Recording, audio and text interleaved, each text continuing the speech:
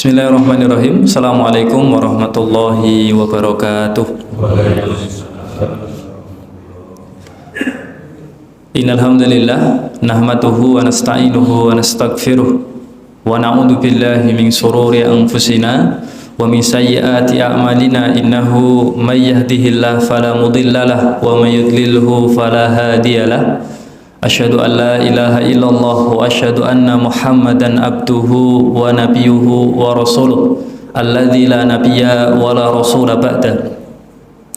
Qala Allah tabaraka wa ta'ala fil Qur'anil Karim, ya ayyuhan nasu taqu rabbakumul ladzi khalaqakum min nafsin wahidah wa khalaqa minha zawjaha wa batha minhuma rijalan katsiran wa nisaa'a wattaqullaha alladzi tasaaluna bihi wal arham innallaha kana 'alaikum raqiba.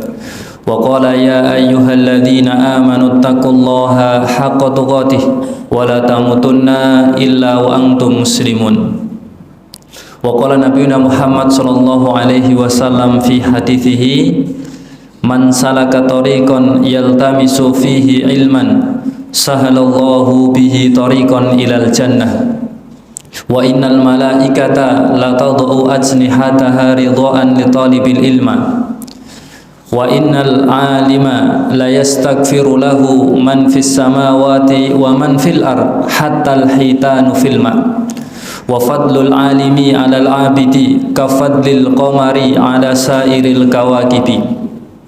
Innal ulama'a warathatul anbiya'i wa innal anbiya'a lam yuwarithu dinaron wala dirhaman innama warathul ilma faman akhadha bihi akhadha bihaddin wafirin. Amma ba'd, alhamdulillah Bapak Ibu yang insyaallah dirahmati oleh Allah Subhanahu wa taala. Kita bersyukur kepada Allah karena Allah lah zat yang telah memberikan banyak sekali kebaikan. Allah lah zat yang telah menganugerahkan banyak sekali kenikmatan kepada kita sampai pada kesempatan pagi yang mulia ini, sehingga Bapak Ibu sekalian kita bisa diperkumpulkan, dipertemukan di sebuah tempat yang mulia dengan aktivitas yang tidak kalah mulianya. Karena dalam salah satu ayatnya, yaitu surah Fussilat ayat yang ke-33, Allah menyampaikan waman ahsanu qaulam mimman da'a ilallah. Dan siapa, kata Allah, yang perkataannya jauh lebih baik melebihi mengajak kepada Allah. Dan siapa yang perbincangannya lebih baik melebihi mengajak kepada kebaikan.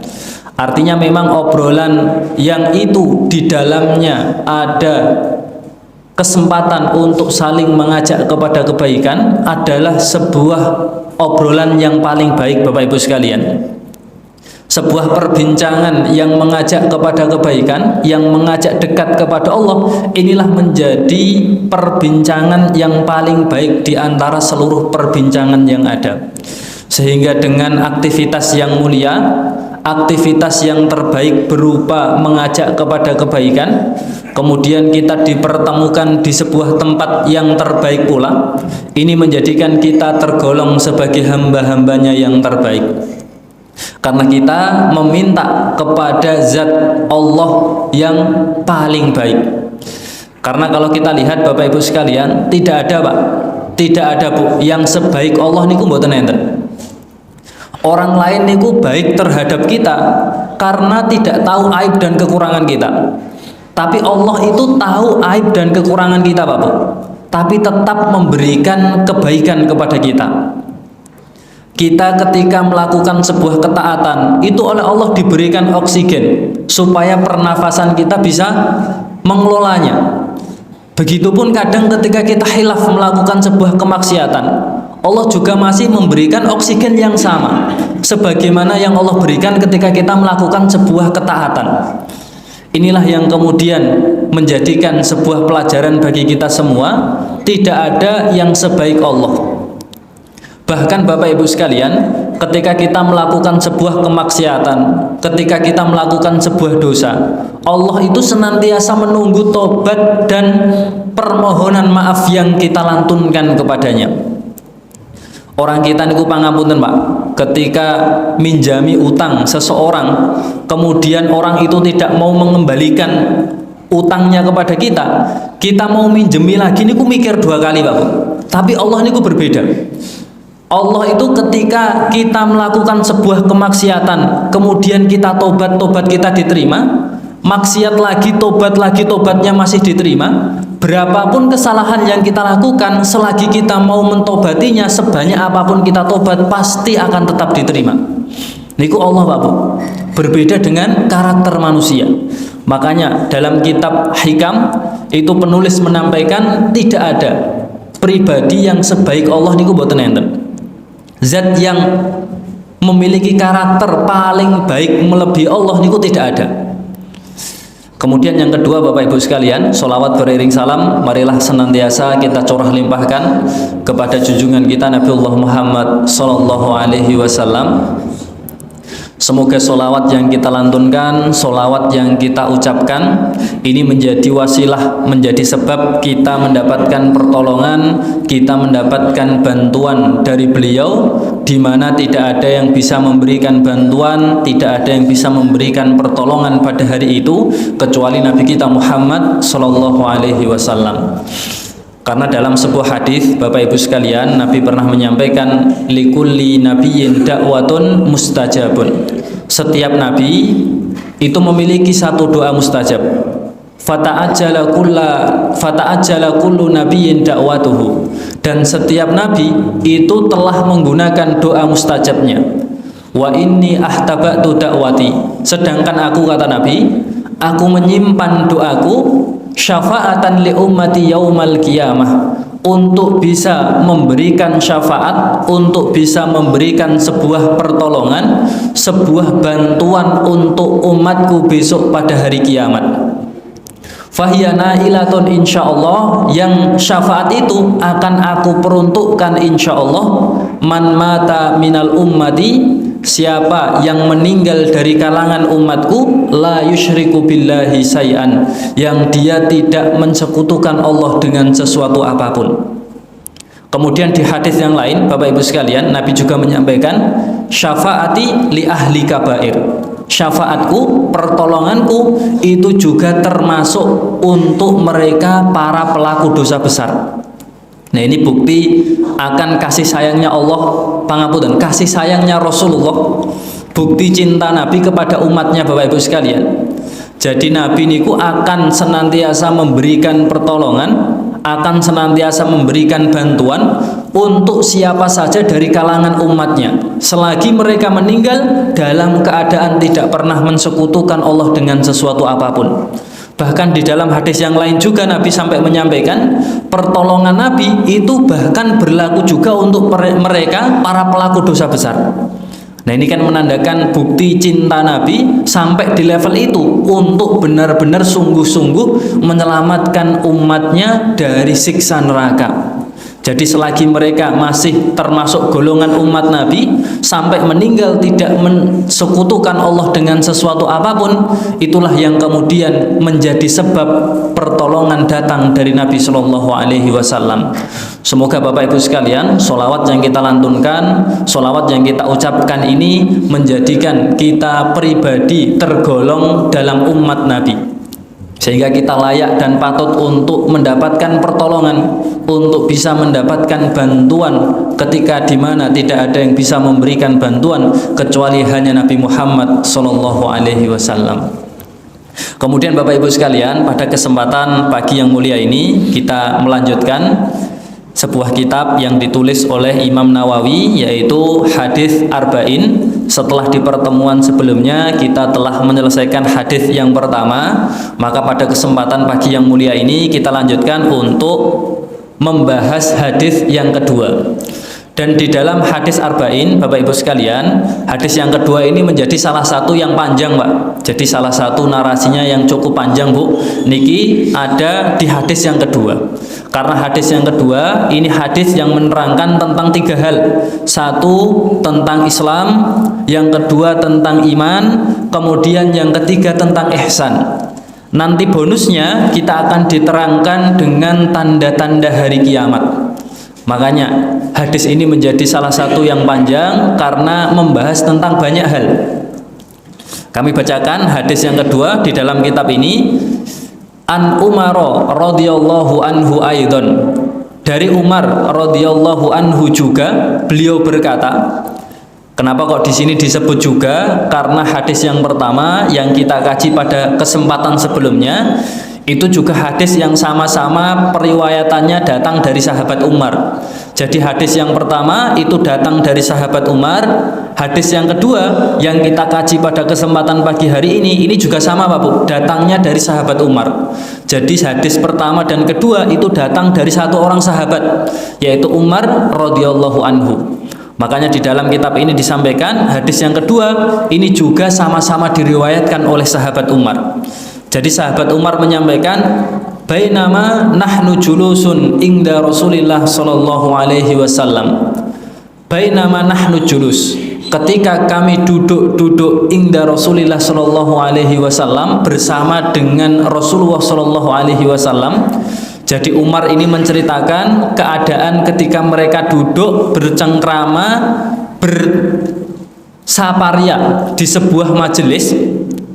Data yaumin, suatu hari kata Umar, ittola'a alaina, muncul kepada kami, datang kepada kami, rajulun, seorang laki-laki, syadidu bayadis siyab, yang laki-laki itu dia menggunakan baju yang sangat putih. Jadi ketika Umar menceritakan beliau duduk bersama dengan Nabi, suatu hari tiba-tiba ada datang seorang laki-laki yang memakai baju serba putih, Bapak. Syadidus sawadi sya'ri. Kemudian Umar menjelaskan, orang tersebut selain memakai pakaian putih, orang tersebut juga memiliki rambut yang sangat hitam. Ini gambaran yang disampaikan oleh Umar terkait orang yang datang pada majelis tersebut. Jadi orang tersebut menggunakan baju yang serba putih, kemudian memiliki rambut yang sangat hitam. La yura alaihi atharus safar, kata Umar. Kami tidak melihat ada bekas safar dari orang tersebut. Karena waktu itu, zaman dulu, ketika orang itu habis safar, itu pasti kelihatan Pak Bu. Bajunya kotor, kemudian rambutnya compang-camping, penampilannya penuh debu. Ini bekas orang habis bepergian jauh. Tapi di dalam redaksi hadis ini, Umar menyampaikan tidak ada bekas orang habis melakukan perjalanan jauh. Artinya orang tersebut bajunya rapi, kemudian rambutnya juga tertata rapi. Tidak ada debu yang menempel, tidak ada seperti bekas orang yang habis melakukan perjalanan jauh. Nah, ini gambaran yang disampaikan oleh Umar terkait pribadi tersebut. Kemudian Umar menyampaikan lagi, wala ya'rifuhu minna ahadun, dan tidak ada dari kami, kata Umar, yang mengenali pribadi tersebut. Nah, ini kan aneh Pak Bu. Jadi Umar menyampaikan orang itu tidak ada bekas habis bepergian jauh, juga tidak ada satupun dari kami para sahabat yang tahu dan mengenali siapa orang tersebut. Ini kan aneh Pak. Kenapa aneh? Karena ketika seseorang itu tidak dikenali, harusnya seseorang itu kan datangnya dari jauh. Tapi ketika dilihat penampilannya itu tidak ada bekas orang habis bepergian jauh. Nah, ini yang kemudian dipertanyakan oleh para sahabat. Sebenarnya orang ini siapa? Kami tidak mengenalinya. Kalau orang ini datang dari sekitar sini, harusnya kami tahu, harusnya kami kenal. Tapi kami tidak mengenalinya, juga tidak ada bekas orang habis melakukan bepergian jauh. Nah, ini menjadi sesuatu yang dipertanyakan oleh para sahabat. Kemudian Umar menyampaikan di dalam redaksi hadis ini, hatta jalasa ila Nabi sallallahu alaihi wasallam, kata Umar, sampai kemudian orang tersebut duduk tepat di hadapan Nabi. Nah, ini penggambaran Umar terkait dengan duduknya orang tersebut di hadapan Nabi. Umar menyampaikan, fa'asnada rukbataihi, orang tersebut menempelkan kedua lututnya ila rukbataihi, tepat di hadapan lutut Nabi. Jadi kalau digambarkan Bapak Ibu sekalian, posisi duduknya orang tersebut di hadapan Nabi itu seperti duduk iftiros Pak. Jadi seperti duduk iftiros, bukan seperti duduk bersila, tapi duduknya seperti duduk iftiros karena kedua lututnya niku menempel tepat di depan lutut Nabi. Jadi kalau duduk iftiros niku kan radi menceng, nah niku tepat di atas kedua kakinya. Sehingga kedua lututnya niku menghadap ke depan, kemudian ditempelkan tepat di depan lutut Nabi. Niki gambaran yang disampaikan oleh Umar bagaimana duduknya orang tersebut ketika menghadap Nabi. Dan sebenarnya Bapak Ibu sekalian, duduk yang seperti ini Pak, jadi duduk yang seperti duduk iftiros, nikulah sebenarnya duduk yang bagus, niku seperti itu. Bahkan niki kan digunakan di dalam metode PAS. Jadi kalau kita lihat di metode PAS, metode pengobatan akhir zaman itu, duduk yang seperti inilah yang justru dianjurkan, kalau bisa dengan durasi yang lama itu lebih baik. Nah, karena memang ini duduk yang ada dasar dalilnya. Nah, inilah dasar dalilnya yang disampaikan oleh Umar ketika seseorang itu menghadap Nabi, justru duduk yang orang tersebut lakukan bukan duduk bersila, tapi duduk seperti duduk iftiros. Dan ini memang digunakan oleh beberapa lembaga kesehatan karena duduk inilah duduk yang direkomendasikan. Ketika dilakukan dengan jangka waktu panjang, ini menjadi sesuatu yang bagus. Tapi kalau duduk bersila niku nggih sae, tapi ketika dilakukan dalam jangka panjang, dalam waktu yang lama, ini tidak baik Pak Bu. Makanya ketika dulu ada sebuah seminar perkumpulan pondok pesantren Al-Qur'an, niku disampaikan ternyata santri yang membaca Al-Qur'an dengan duduk bersila itu dilakukan dalam waktu yang lama, itu bisa berakibat mempengaruhi kesehatannya. Makanya sebenarnya Bapak Ibu sekalian, di beberapa pesantren tahfidz niku problem yang kita hadapi khususnya untuk santri-santri yang memang interaksinya banyak dengan Al-Qur'an, duduknya banyak ketimbang aktivitas selain duduk, itu mereka banyak yang sakit Bapak. Dan ternyata memang tulang ekor niku ketika diberikan beban dalam kurun waktu yang lama itu sebenarnya tidak baik. Makanya duduk yang iftiros ini, yang dasarnya adalah kaki, yang landasannya kaki, ini lebih baik daripada bersila, karena memang duduk inilah yang kemudian sebenarnya bisa menjaga stabilitas badan. Bahkan tulang niku kan posisinya bisa tegak Pak, ketika duduknya dalam keadaan duduk seperti iftiros. Tapi beda ketika duduk bersila. Ini jika dilakukan secara lama dengan durasi waktu yang tidak sebentar, itu justru malah membuat tulang semakin bungkuk, semakin condong ke depan. Nah, inilah kemudian teguran yang disampaikan di seminar tersebut, bahwasanya memang pondok pesantren diminta untuk bagaimana duduk itu jangan hanya sebatas bersila, tapi harus diselingi dengan duduk seperti duduk yang ada di dalam hadis kedua kitab Arba'in ini. Jadi duduk itulah yang kemudian bisa menjaga stabilitas tulang, kemudian yang menjadi dasar landasan kita duduk itu kaki kita, bukan tulang ekor. Karena memang tulang ekor itu jika diduduki dalam kurun waktu yang tidak sebentar, apalagi dengan porsi berat yang tidak mampu untuk ditahan, ini menjadi problem yang tidak baik ke depannya. Nah, ini sebuah duduk yang digambarkan oleh sahabat Umar ketika menggambarkan orang tersebut menghadap Nabi. Niku posisi duduknya seperti duduk iftiros, kemudian kedua lututnya itu didekatkan, disentuhkan dengan lutut Nabi. Nah, ini gambaran yang disampaikan oleh sahabat Umar, Bapak Ibu sekalian. Kemudian Umar juga menyampaikan wa wadu'a kaffaihi. Orang tersebut juga sampai meletakkan kedua telapak tangannya ala fakhidaihi, tepat di atas paha Nabi. Jadi posisinya benar-benar dekat Pak Bu. Lutut nempel dengan lutut, kemudian tangan orang tersebut itu nempel tepat di atas paha Nabi. Ini kan gambaran duduk yang sangat dekat antara seseorang dengan gurunya. Jadi lututnya nempel, tangannya juga nempel. Waqala, kemudian Umar menyampaikan, orang tersebut berkata kepada Nabi, ya Muhammad, wahai Muhammad. Nah, panggilan ya Muhammad niki Bapak Ibu sekalian menjadi ciri khas panggilan yang dilakukan oleh Arab Badui. Jadi kalau orang Arab Badui, Bapak Ibu sekalian, ketika mereka manggil Nabi Muhammad itu dengan panggilan langsung nama, Pak Bu. Jadi salah satu identifikasi yang bertanya itu siapa, ini bisa dilihat dengan cara dia bertanya. Kalau dia menggunakan panggilan hanya sebatas nama, ya Muhammad, ini berarti membuktikan orang yang bertanya itu datang dari Arab Badui. Nah, Arab Badui ini kan Arab pedalaman. Mereka orang-orang yang tinggal jauh dengan Nabi. Kalau orang-orang yang ada di sekitar Nabi, orang-orang yang tinggal di area, di wilayah Nabi, itu jarang sekali, Bapak Ibu sekalian, yang manggil Nabi dengan nama Muhammad.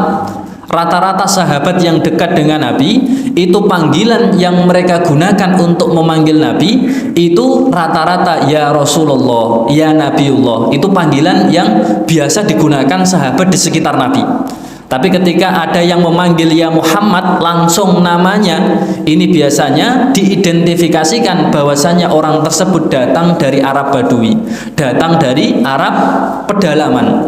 Karena mereka tidak tahu, karena mereka tidak mengenali kultur yang seharusnya mereka lakukan, panggilan yang seharusnya mereka panggilkan untuk Nabi Muhammad SAW, sehingga mereka memanggil hanya sebatas panggilan nama beliau.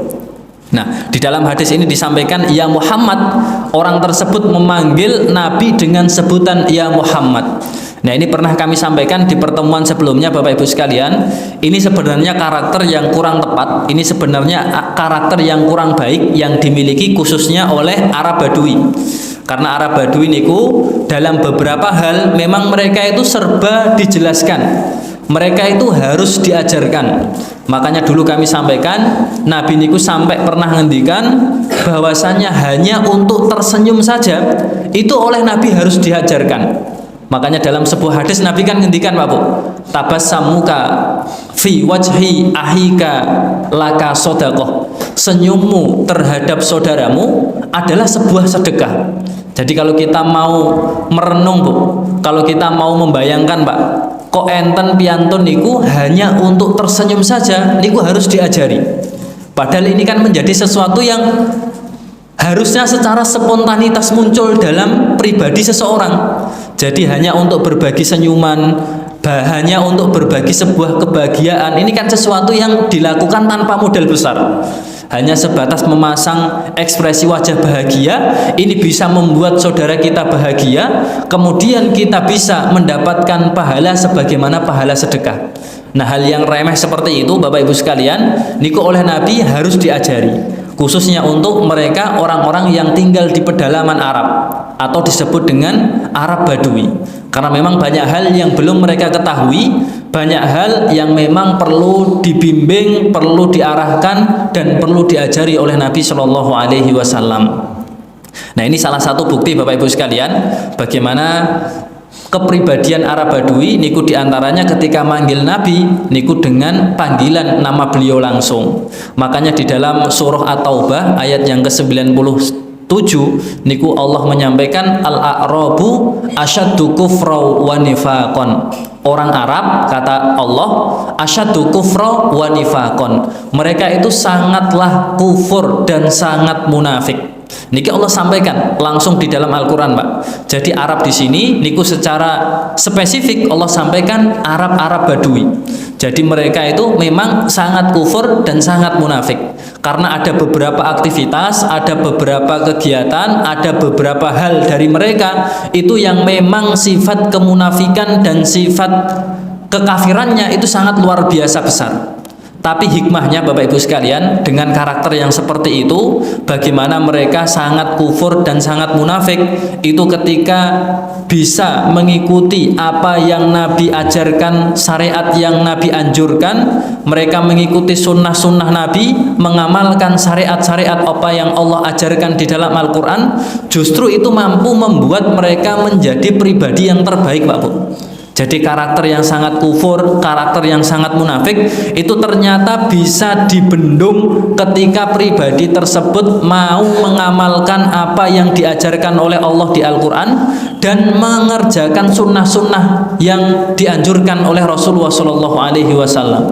Makanya ketika kita melihat redaksi ayat yang lain di dalam Al-Quran juga Allah menyampaikan kuntum khairu ummah, kalian adalah umat terbaik. Itu kalau kita lihat sebagian tafsir, yang dimaksud umat terbaik itu ya kaum muslimin yang hidup pada masa Nabi. Artinya para sahabat itu sendirilah mereka yang menyandang sebagai generasi terbaik umat ini.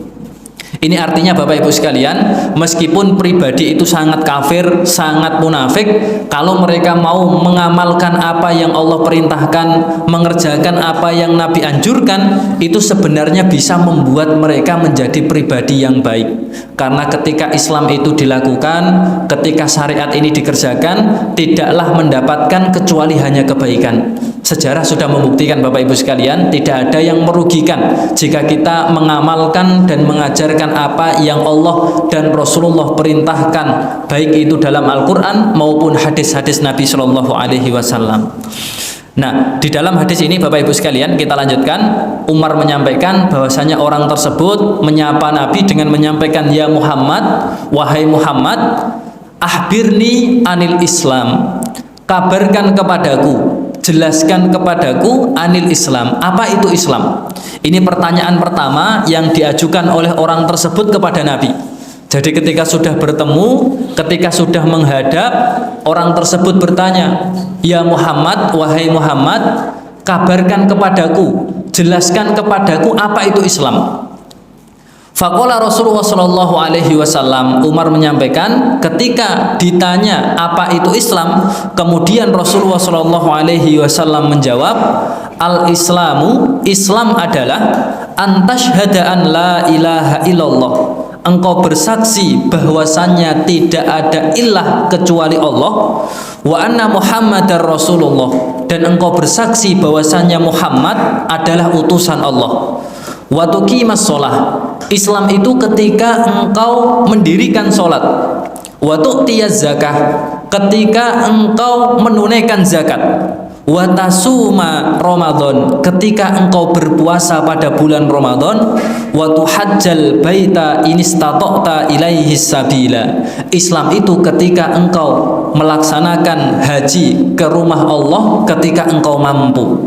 Inilah 5 dasar Islam yang disampaikan oleh Nabi, dan kemudian berdasarkan hadis ini Bapak Ibu sekalian, para ulama kemudian menyimpulkan bahwasanya rukun Islam itu jumlahnya ada 5. 1, ketika mengucapkan kalimat syahadat, bersaksi tidak ada ilah kecuali Allah dan Muhammad adalah utusan Allah. Kemudian yang kedua, ketika bisa mendirikan sholat. Poin yang ketiga, mampu menunaikan zakat. Yang keempat, bisa berpuasa di bulan Ramadan. Yang terakhir, yang kelima, menunaikan ibadah haji ketika pribadi tersebut mampu. Inilah 5 dasar yang menjadikan para ulama kemudian menyimpulkan Islam itu porosnya, dasarnya terdiri dari 5 hal ini. Inilah Islam yang dijelaskan oleh Nabi Bapak Ibu sekalian, dan ini pula lah yang menjadi rukun Islam. Jadi seseorang itu ketika disebut Islam harus menunaikan 5 hal ini. 1, dia harus bersyahadat, bersaksi tidak ada ilah kecuali Allah dan Nabi Muhammad adalah utusan Allah. Kemudian yang kedua, Islam itu harus sholat. Yang ketiga, harus menunaikan zakat. Kemudian yang keempat, Islam itu harus berpuasa di bulan Ramadan. Nah, yang kelima ini Bapak Ibu sekalian, dia harus haji ketika dia mampu. Tapi ketika tidak mampu, keadaan ini menjadi berbeda. Itulah 5 asas dasar seseorang itu disebut menjadi pribadi yang Islam ketika mampu menunaikan 5 rukunnya tadi. Kemudian Bapak Ibu sekalian, di dalam hadis ini, qala sodakta, orang tersebut yang bertanya menyampaikan engkau benar. Fa'ajibna lahu, inilah yang kemudian menjadi sahabat Umar takjub. Yas'aluhu wa yusaddiquhu. Kenapa takjub? Karena Umar heran, orang tersebut bertanya tapi membenarkan apa yang menjadi pertanyaannya. Harusnya orang itu ketika bertanya Bapak Ibu sekalian, mereka mencari sebuah kebenaran, Pak. Tapi orang tersebut bertanya, tapi dia justru membenarkan apa yang menjadi pertanyaannya. Inilah yang disampaikan oleh Umar di dalam hadis ini. Kami para sahabat menjadi takjub, menjadi terheran-heran. Kenapa kok bisa orang tersebut membenarkan apa yang menjadi pertanyaannya? Padahal seharusnya orang itu ketika bertanya, dia pasti mencari sebuah kebenaran. Tapi orang tersebut justru malah membenarkan apa yang menjadi pertanyaannya kepada Nabi. Kemudian Umar menyampaikan, qala, orang tersebut bertanya, dan ini menjadi pertanyaan yang kedua, fa'ahbirni, kabarkan kepadaku, jelaskan kepadaku, anil iman, apa itu iman. Jadi ini pertanyaan kedua yang disampaikan orang itu kepada Nabi. Setelah pertanyaan pertama bertanya apa itu Islam, yang kedua orang tersebut bertanya lagi, Bapak, apa itu iman? Qala, maka Nabi Shallallahu Alaihi Wasallam menjawab, iman itu antuk minabillah, engkau percaya bahwasannya ada Allah, engkau percaya kepada Allah, wa malaikatihi, dan engkau juga percaya terhadap para malaikat-malaikatnya, wa kutubihi, dan engkau percaya terhadap kitab-kitabnya, wa rasulihi, dan engkau percaya terhadap rasul-rasulnya, wal yaumil akhiri, dan engkau percaya bahwasannya nanti akan ada hari akhir, artinya hari kiamat, wa tu'mina bil qadari, engkau juga percaya bahwasannya ada takdir khairihi yang baik, wa syarrihi, dan juga ada takdir yang buruk. Inilah penjelasan yang disampaikan oleh Nabi, Bapak Ibu sekalian, ketika ditanya apa itu iman. Iman itu ketika engkau yang pertama percaya adanya Allah, yang kedua percaya adanya para malaikat-malaikat Allah, yang ketiga engkau percaya adanya kitab-kitab Allah, kemudian yang keempat engkau percaya adanya rasul-rasul Allah, yang kelima engkau percaya adanya hari kiamat, dan yang keenam engkau percaya takdir itu ada yang baik dan ada yang buruk. Itulah yang disebut dengan iman, dan inilah yang kemudian oleh para ulama dijadikan dasar sebagai rukun iman, yang jumlahnya ada 6, Bapak Ibu sekalian. Kalau pribadi tersebut pengen disebut pribadi yang beriman, dia harus menjalankan 6 hal itu. 1. Percaya dengan Allah, percaya dengan malaikat-malaikat Allah, percaya dengan kitab-kitab Allah, percaya dengan rasul-rasul Allah, percaya dengan hari kiamat, percaya dengan takdir yang baik dan takdir yang buruk. Itu Bapak Ibu sekalian penjelasan yang disampaikan oleh Nabi ketika ditanya apa itu iman. Qala sodakta, kemudian orang tersebut, Umar sampaikan, memberikan sebuah pernyataan yang sama, engkau benar. Jadi setelah beliau bertanya, Nabi menjawab, kemudian orang tersebut membenarkan apa yang menjadi jawaban dari Nabi Shallallahu Alaihi Wasallam. Qala, kemudian orang tersebut bertanya lagi, kata Umar, dan ini menjadi pertanyaan ketiga berarti, Bapak Ibu sekalian. Fa'ahbirni anil ihsan. Setelah bertanya apa itu Islam, apa itu iman, yang menjadi pertanyaan ketiga, fa'ahbirni, jelaskan kepadaku, terangkan kepadaku, anil ihsan, apa itu ihsan. Qala, ketika Nabi ditanya, Nabi kemudian menjawab, ihsan itu anta budallah, ketika engkau beribadah kepada Allah, ka'annaka tarahu, seakan-akan engkau melihatnya. Fa'ilam takun tarahu, jika seandainya engkau tidak melihatnya, fa'innahu yaroka, maka sungguh ia telah melihatmu. Nah, ini sebuah penjelasan yang disampaikan oleh Nabi terkait dengan ihsan. Jadi ihsan itu Bapak Ibu sekalian, ibadah seakan-akan melihat Allah. Jika dia tidak melihat Allah, maka seakan-akan Allah melihat dan memperhatikannya. Ini level jika mau disebut sebagai pribadi yang ihsan. Jadi ibadahnya itu benar-benar seakan-akan melihat Allah, atau paling tidak dia seakan-akan diawasi oleh Allah. Nah, inilah level seseorang disebut dengan ihsan. Dan ini Bapak Ibu sekalian, Nabi niku kadang menjelaskan antara Islam, iman, dan ihsan itu menjadi sesuatu yang berbeda. Jadi 3 hal yang berbeda. Antara Islam, kemudian iman, kemudian ihsan, itu menjadi 3 hal yang tidak sama. Jadi banyak orang itu Islam, tapi tidak semua orang Islam itu ihsan, itu mereka beriman. Nah, ini maksudnya seperti itu Bapak Ibu sekalian. Jadi orang Islam itu banyak Pak Bu, Tapi tidak semua orang yang Islam itu mereka semuanya beriman. Karena Allah pernah menyampaikan di dalam surah Al-Hujurat ayat yang ke-14, Allah menyampaikan qalatil a'rabu amanna. Jadi Allah menggambarkan ada seorang Arab Badui yang menyampaikan kepada Nabi, wahai Nabi, aku telah beriman. Tapi di dalam ayat ini justru Allah menyampaikan qul lam tu'minu, katakan wahai Muhammad, sesungguhnya mereka itu belum beriman, walakin qulu aslamna, tapi katakan kepada mereka bahwasanya mereka itu baru Islam. Nah, ini sebagai bukti Bapak Ibu sekalian bahwasanya memang pribadi engkang Islam itu belum tentu mereka beriman, Bapak. Karena Allah menyampaikan dalam surah Al-Hujurat, ada orang Arab Badui itu yang menyampaikan, wahai Nabi, aku beriman. Tapi justru kata Allah, mereka itu belum beriman, tapi mereka hanya sebatas Islam. Ini dasar dalil bahwasanya antara Islam, iman, dan ihsan ini menjadi 3 bagian yang tidak sama, menjadi 3 bagian yang berbeda-beda. Islam itu banyak, mereka yang bisa iman itu lebih sedikit lagi. Nah, untuk bisa sampai di level ihsan itu jumlahnya lebih sedikit lagi. Jadi 3 hal, 3 bagian yang tidak sama antara Islam, iman, dan ihsan. Yang Islam itu belum tentu beriman, yang iman itu juga belum tentu dan belum pasti mereka berada di level ihsan. Ini penjelasan yang disampaikan oleh Nabi terkait dengan Islam, iman, dan ihsan. Kemudian Umar menyampaikan, Bapak Ibu sekalian, orang tersebut memberikan pertanyaan yang selanjutnya. Berarti ini menjadi pertanyaan yang keempat, Pak Bu. Tadi pertanyaan yang terakhir, orang tersebut bertanya apa itu ihsan.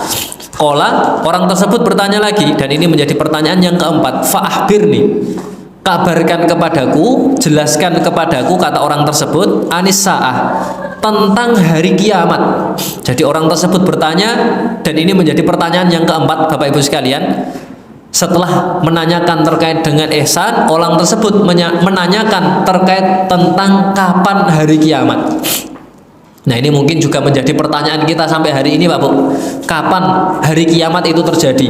Bahkan ada katanya orang-orang yang hebat, terlampau pinternya, itu sudah menyimpulkan dan sudah menentukan harinya kapan, kemudian tahunnya kapan. Nah, itu tentang hari kiamat. Nah, ini kita mendengarkan penjelasan Nabi, Pak. Ketika ditanya kapan terjadi hari kiamat, justru Nabi menyampaikan, mal mas'ulu, yang ditanya anha bi'a'lam, tidaklah lebih tahu minasail, daripada yang bertanya. Jadi Nabi menyampaikan justru orang yang bertanya itu dia lebih tahu kapannya daripada dia yang ditanya.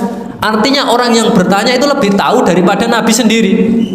Ini jawaban yang disampaikan oleh Nabi ketika ditanya kapan terjadinya hari kiamat. Justru Nabi menjawab, dia yang bertanya itu lebih tahu mestinya ketimbang yang ditanya. Jadi orang yang bertanya itu mestinya lebih paham ketimbang Nabi Shallallahu Alaihi Wasallam. Maka orang tersebut kemudian menanyakan hal yang lain. Fa'ahbirni an amarotiha, kalau begitu kabarkan kepadaku, jelaskan kepadaku apa tanda-tandanya. Ketika orang tersebut bertanya kapan hari kiamat, Nabi tidak menjawab, justru orang tersebut mengganti pertanyaannya, kalau begitu jelaskan kepadaku, kabarkan kepadaku apa tanda-tanda hari kiamat. Nabi menyampaikan ketika ditanya tanda-tanda hari kiamat, yang pertama, antalidal amatu, ketika seorang budak, seorang hamba sahaya melahirkan robbataha, tuannya. Nah, ini salah satu tanda kiamat, Bapak Ibu sekalian, ketika ada seorang hamba sahaya, seorang budak yang melahirkan tuannya. Nah, ini nanti di beberapa penjelasan, di beberapa syarah niku dijelaskan bahwasannya nanti akan ada masa di mana hamba sahaya, seorang budak itu melahirkan tuannya. Jadi anak yang dilahirkan itu nanti menjadi tuan, menjadi pemilik daripada orang yang melahirkan anak tersebut. Jadi seorang ibu itu melahirkan anak, yang anaknya inilah nanti menjadi tuan dari ibu tersebut, Pak Bu. Nah, ini yang dijelaskan oleh para ulama, seorang budak melahirkan tuannya. Jadi nanti pemilik budak itu justru lahir dari anak-anaknya. Bahkan sebagian ulama menjelaskan makna daripada budak melahirkan anaknya itu nanti ada masa di mana anak-anak itu justru memperlakukan ibu-ibu mereka sebagaimana para budak. Jadi seorang anak-anak itu memperlakukan orang tuanya layaknya seperti seorang hamba sahaya, diperlakukan tidak semestinya, diperlakukan tidak sepantasnya. Ini yang dimaksud dengan antalidal amatu rabbataha, seorang budak yang melahirkan tuannya sendiri. Ini tanda yang pertama Bapak Ibu sekalian yang disampaikan oleh Nabi, yang digambarkan oleh Nabi. Kapan hari kiamat? Justru tanda-tandanya yang Nabi sampaikan ketika ada seorang budak, ada seorang hamba sahaya yang dia melahirkan tuannya sendiri. Wa antarul hufata, dan ini menjadi tanda berikutnya Pak Bu. Ketika engkau melihat seorang yang tidak memakai alas kaki, al-uratal alati, atau seseorang yang pakaiannya compang-camping, ri'a asyai, atau orang yang biasa mengembala kambing. Ini kalau sebagian ulama mendefinisikan mudahnya itu orang-orang yang tidak punya, orang-orang miskin yang bahkan hanya sebatas memenuhi kebutuhan alas kaki tidak bisa, memenuhi kebutuhan baju juga tidak mampu. Mereka yang aktivitasnya hanya mengembala kambing, mereka orang-orang yang tidak berkecukupan, mereka orang-orang yang tidak punya. Yatatawaluna fil bunyan, justru mereka malah berlomba-lomba untuk membangun bangunan yang megah. Ini menjadi tanda hari kiamat yang berikutnya Bapak Ibu sekalian. Di dalam hadis ini Nabi menyampaikan, kalau ada orang miskin, orang yang sebatas alas kaki saja tidak mampu membeli, orang yang pakaiannya compang-camping tidak layak, orang yang aktivitasnya kalau kita lihat itu seperti orang yang tidak punya, tapi mereka justru berlomba-lomba untuk membangun bangunan yang megah. Inilah menjadi indikasi tanda hari kiamat yang berikutnya.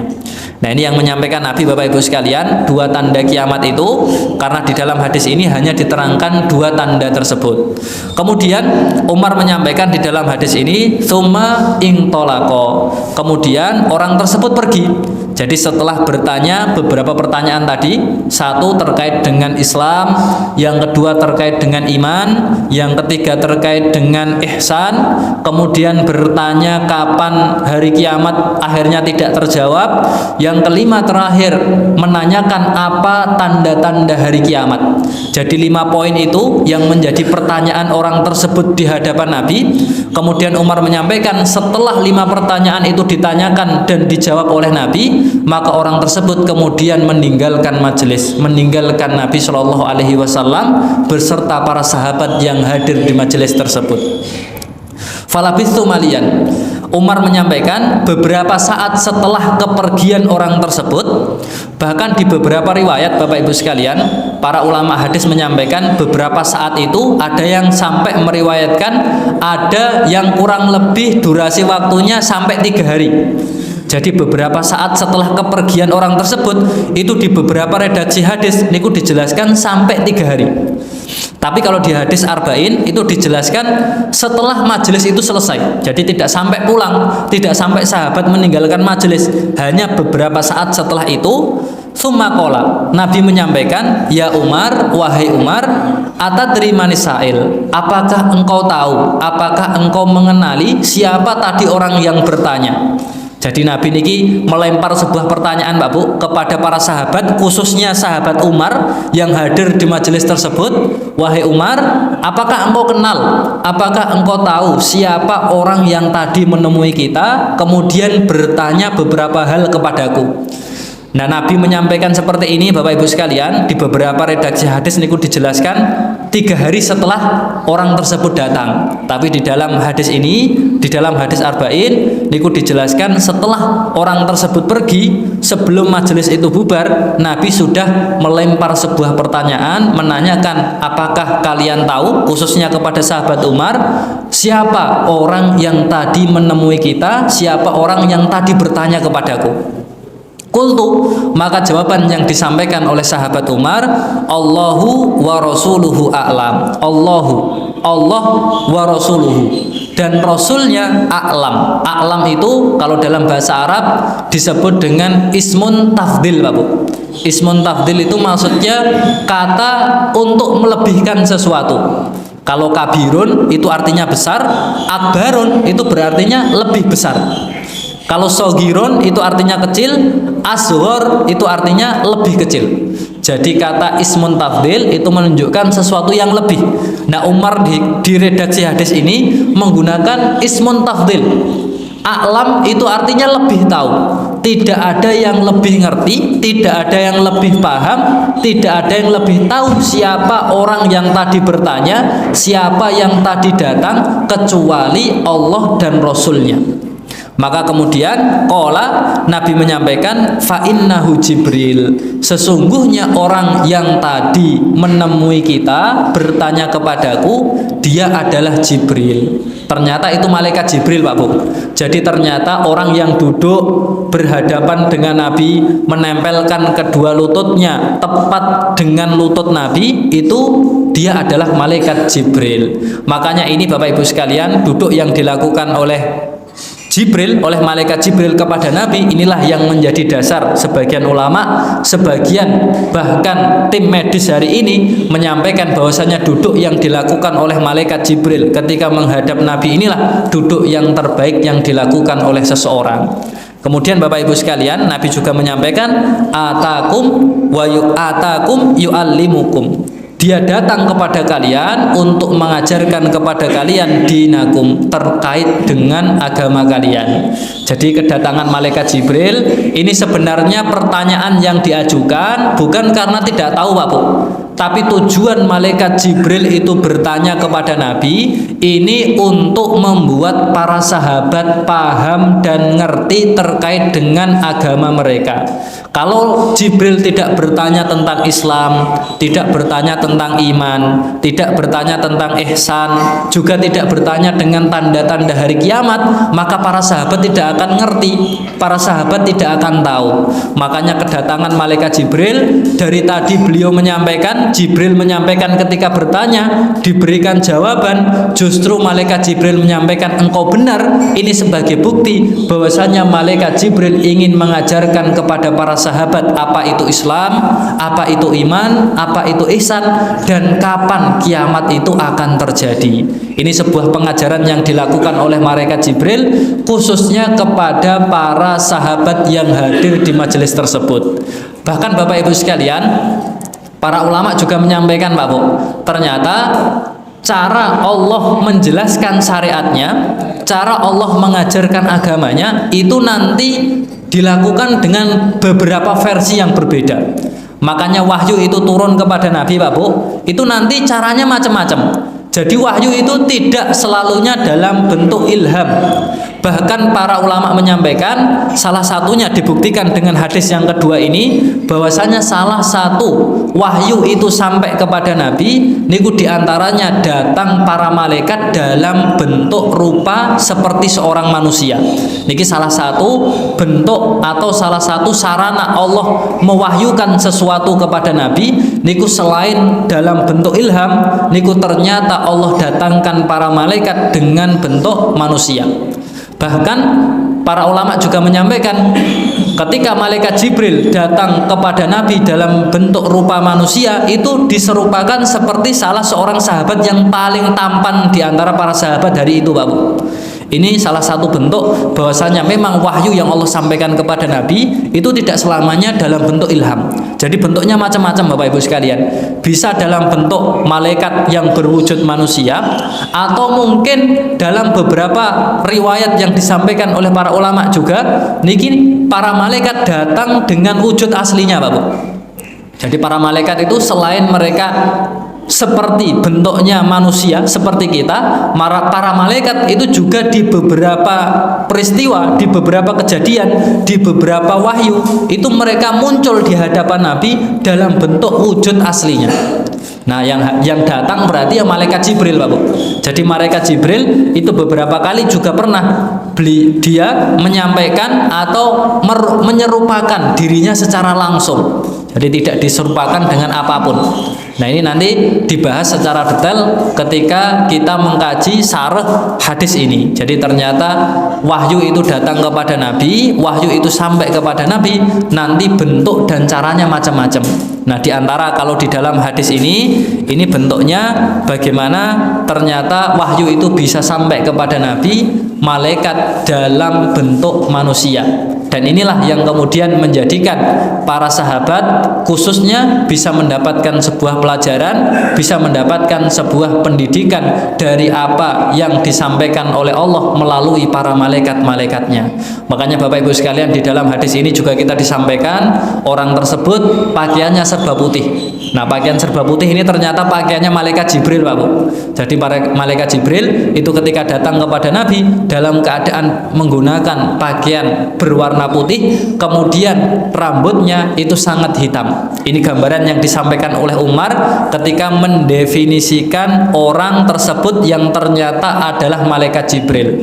Jadi pakaiannya putih, rapi, terkait dengan wangi atau tidaknya tidak disampaikan Pak Bu di dalam hadis ini. Tapi yang jelas di dalam hadis ini Umar menyampaikan bajunya rapi, warnanya putih, kemudian rambutnya berwarna hitam, tersisir secara rapi.